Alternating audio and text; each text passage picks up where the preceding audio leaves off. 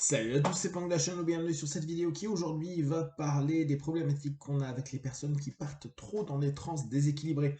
C'était une question qu'il y a eu sur le live de la part de Bakary, je crois, où il expliquait que quand il faisait une session à un de ses potes, le pote partait sur des trans primitives, donc très corporelles et qui laissait aller pas mal de choses au travers du corps, et dès lors qu'il n'arrivait pas forcément à driver la session de façon plus équilibrée à un moment donné. Donc, je vous rappelle, moi, dans mon lexique, il y a des trans équilibrés, des trans déséquilibrés. Les trans équilibrés, c'est le vrai dialogue entre le conscient et le subconscient en maintenant le fait que le facteur de jugement ne revienne pas trop rapidement, même s'il a des variables, il y a des moments où il viendra. Les versions déséquilibrées, c'est soit conscient, soit subconscient. Conscient, c'est la personne qui va être dans la notion de ne pas vouloir écouter ses émotions, ses sensations, ses perceptions, ses souvenirs, ses rappels, et qu'il est en attente de quelque chose euh, d'hyper cohérent, rationnel, qui lui viendrait comme une idée, notamment, hein, il y a d'autres versions, mais c'est une des versions principales, ou subconsciente, et là on a le côté où le conscient n'est plus présent, et dans ce cas-là, on a un côté un peu zombie, où on peut la voir, la personne a du mal à parler, veut pas parler, au contraire bouge dans tous les sens, ou vit plein d'émotions, etc., mais ne nous traduit rien du tout. Et la question de Baka, c'était de savoir qu'est-ce qu'on pouvait faire pour éviter que les personnes, en l'occurrence son pote, partent trop sur une transe subconsciente, là en l'occurrence très active, mais vous pouvez avoir la même avec les personnes, vous savez, qui se barrent, qui n'arrivent pas à parler, qui veulent pas parler, qui nous font on a l'impression que les mecs ils sont en train de dormir. Alors, moi je vous donne ma manière de faire, à savoir que moi je suis un chouïa incisif dans ma manière de bosser et ça fonctionne pas les gens qui ne m'écoutent pas. Je reviens toujours sur un élément de base que j'ai proposé dans mon préto, que j'ai proposé en l'occurrence moi sur mon contrat. Tu fais 50% du boulot, je fais 50% du boulot.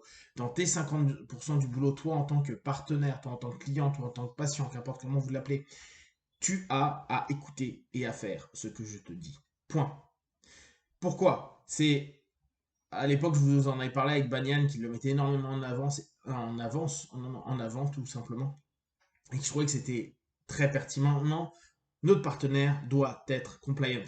On n'est pas en train de faire de l'hypnose business, on n'est pas en train de faire de l'hypnose conversationnelle pour un deal ou pour obtenir quelque chose de quelqu'un. On est en train de travailler avec une autre personne dans un cadre qui est celui de l'accompagnement ou et de la thérapie pour que cette personne puisse aller mieux par rapport à une problématique qu'il vit. On n'est pas en train de faire de l'hypnose de rue, encore que le cadre est assez carré.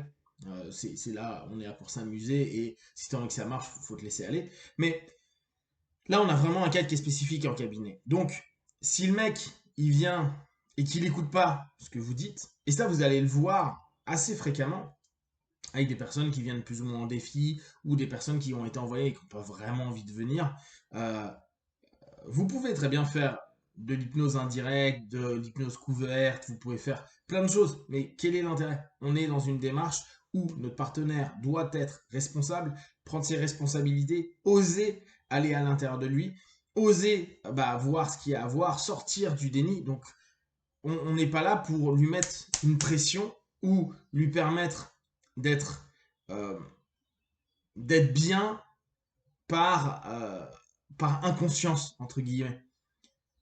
Il y en a, ils attendent ça, s'il te plaît, reprogramme-moi. On le sait, hein, c'est le gros classique. Non. L'idée, c'était cadré, donc tu vas suivre ce que je te dis, donc t'es compliant, t'es OK avec ce qui va se passer, et ça fait partie de ton deal. Et de là, si le partenaire part trop en transe subconsciente, par exemple, on va moins parler des transactives, mais vraiment ce qui peut arriver où la personne se barre, elle a du mal à vous parler, elle vous parle à peine, elle ne répond pas à vos questions. Si vous êtes dans un travail de dialogue, vous faites simplement émerger le partenaire. Ok, je vais compter de 1 à 5. À 5, tu vas ouvrir tes yeux, plein de force d'énergie. Pas continuer ta journée. 1, 2, 3, 4, 5. La personne va émerger et vous maintenez votre séance à ce niveau-là.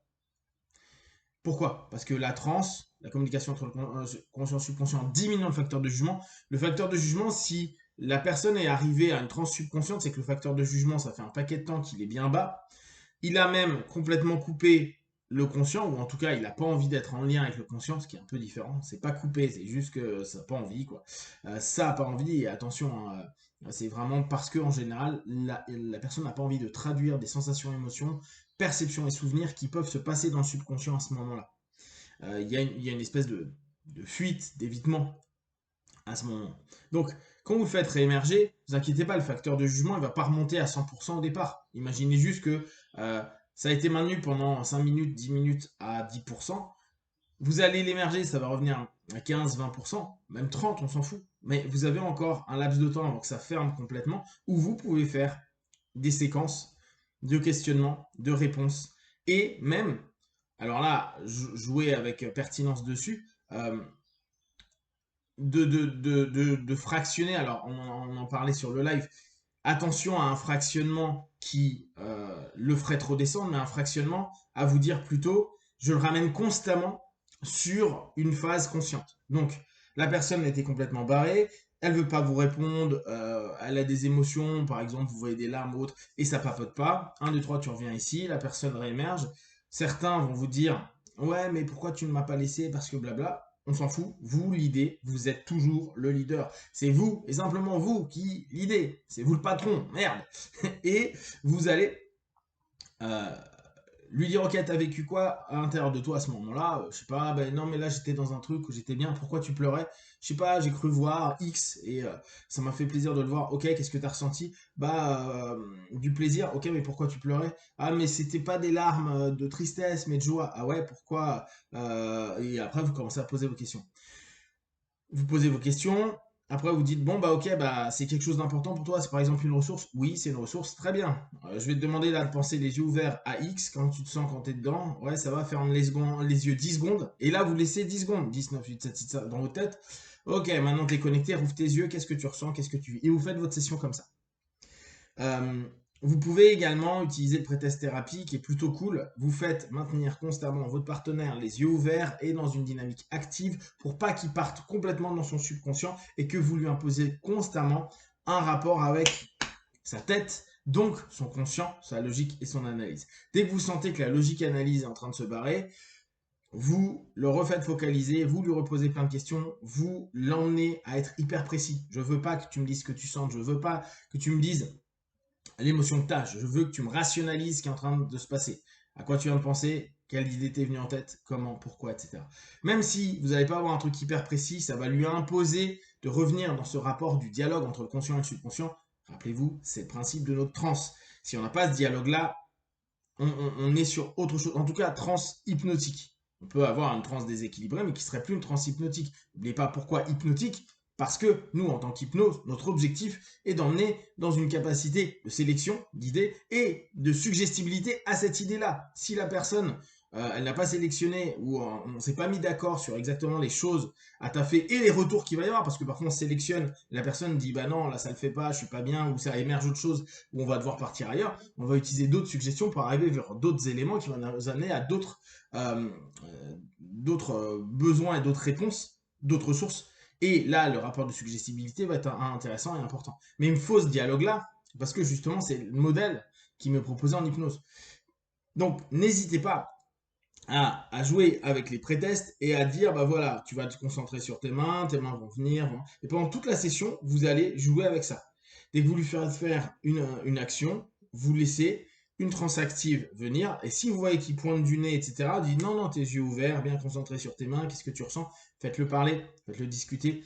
N'hésitez pas à lui poser plein de questions. Amenez toujours le conscient. Je sais que pour certains, dans leur obédience, on leur a dit les je pense, tout ce qui semble être de la réflexion, c'est pas bien parce que c'est pas le subconscient qui parle.